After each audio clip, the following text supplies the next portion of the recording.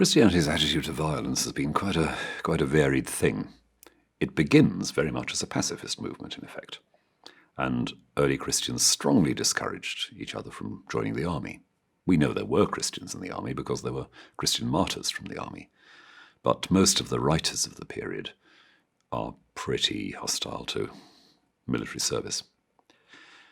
When the empire becomes Christian, then of course the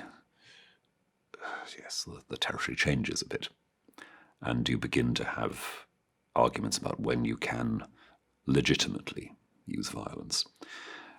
In the work of St. Augustine, for example, in the 5th century, you begin to get this theory of a just war. That's to say, when is it not just sinful to engage in force and coercion? Now that's a long way from holy wars, and I think what we sometimes don't notice is the slippage between that and, say, the medieval crusading ideal. Augustine is saying, look, things are falling apart. The world is pretty difficult. There are circumstances where you've got to do what isn't ideal. If, in order to fight off marauding barbarian tribes from northern Europe, you need to take to battle, well, all right, I suppose. I mean, it's not a good thing, but the alternative's probably worse. And if you're going to do it and still remain some kind of a Christian, then for goodness sake, keep in mind the following moral principles, which, nothing will make some behavior good. So it's a very grudging concession.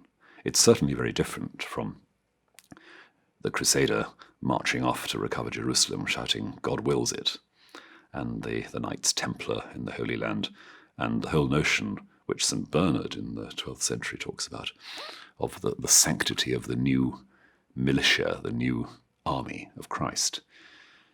So there's a slippage. There's quite a bit of tension here. And again, even in the Middle Ages, you will find very, very few theologians justifying anything like holy war. You'll find once again in St. Thomas and other writers the same grudging acknowledgement that you find in Augustine, that possibly there are circumstances where the least awful thing to do is to go to war, to defend a country, to avoid major injustice and oppression, and so forth. And that tension has gone right on. You have in the 16th century the peace churches, the Mennonite churches, absolutely committed to non-violence. You have, on the other hand, Luther, and indeed the Church of England, saying, in certain circumstances, you can do it. And it's a division which still runs within Christianity.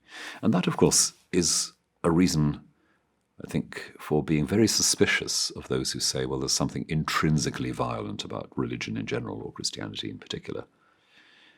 There are plenty of circumstances where, for Christians, as indeed for Muslims, religion is a really, really good alibi, a really good banner to march under.